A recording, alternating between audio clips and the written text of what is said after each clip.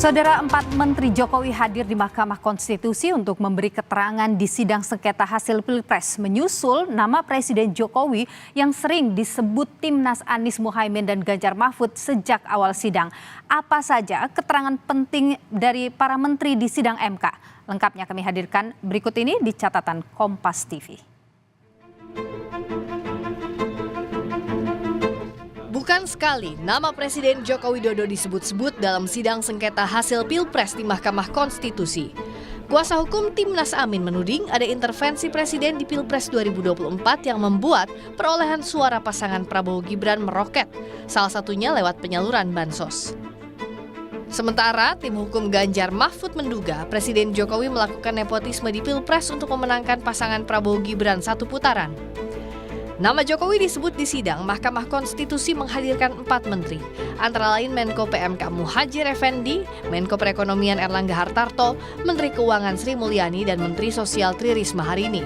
Salah satunya Menteri Perekonomian Erlangga Hartarto yang ditanya Ketua MK Soehartoyo soal pernah atau tidak ada pesan dari Presiden Jokowi soal nuansa sensitif pembagian bansos jelang pemilu.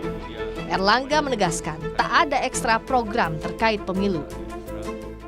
Khususnya di era menjelang pemilu itu, Bapak-bapak dan Ibu-ibu, apakah di forum itu ada tidak pesan-pesan dari Presiden ataupun usulan dari para menteri bahwa hal yang demikian itu ada nuansa-nuansa yang sensitif yang kemudian harus dicermati? Kembali lagi sampaikan oleh Bu Mensos bahwa ini program yang sifatnya selalu bulanan.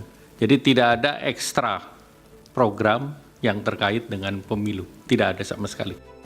Hakim Konstitusi Arief Hidayat menjelaskan dasar pemanggilan keempat menteri yang merupakan pembantu presiden untuk memberikan keterangan di sidang MK. Arief menyinggung salah satu dalil pemohon adalah cawe-cawe presiden. Namun kurang elok jika memanggil presiden sebagai kepala negara yang juga simbol negara sehingga MK memanggil para menteri terkait. Yang terutama mendapat perhatian yang sangat luas dan kemudian didalilkan oleh pemohon itu cawe-cawenya kepala negara. Nah, cawe-cawenya kepala negara ini Mahkamah sebetulnya juga kita memanggil kepala negara Presiden Republik Indonesia. Kelihatannya kan kurang elok karena Presiden sebagai kepala negara, simbol negara yang harus kita junjung tinggi oleh semua stakeholder, maka kita memanggil para pembantunya. Dan pembantunya ini yang berkaitan dengan dalil pemohon. Sidang gugatan hasil pemungutan suara terus berulang pasca pemilu digelar. Pembuktian harus berjalan transparan dan hasilnya mampu dipertanggungjawabkan kepada publik sebagai pemilik hak suara. Tim Liputan Kompas TV. Dan saudara, salah satu pernyataan penting juga disampaikan oleh Menteri Keuangan Sri Mulyani yang mengatakan proses penyusunan lini masa APBN 2024 sudah selesai sebelum pemetaan Capres-Cawapres 2024 oleh KPU.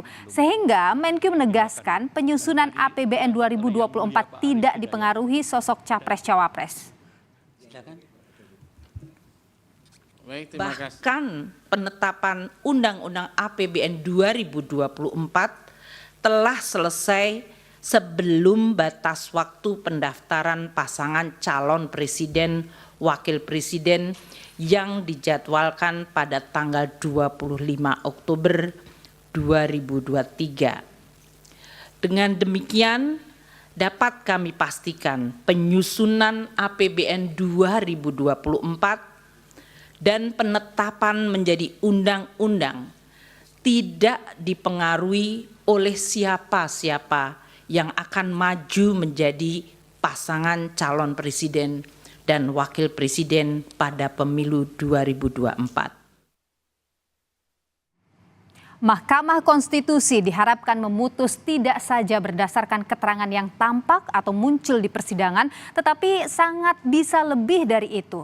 Hakim bisa memutus sesuai dengan kewenangan besar yang melekat pada Hakim Konstitusi karena putusan MK bersifat final dan mengikat, mengandung konsekuensi tidak hanya pada pemohon dan masyarakat luas, tetapi juga pada kehormatan hakim dan marwah MK sebagai benteng terakhir keadilan berdemokrasi. Dan demikian saudara, catatan Kompas TV kali ini. Sampai jumpa pekan depan.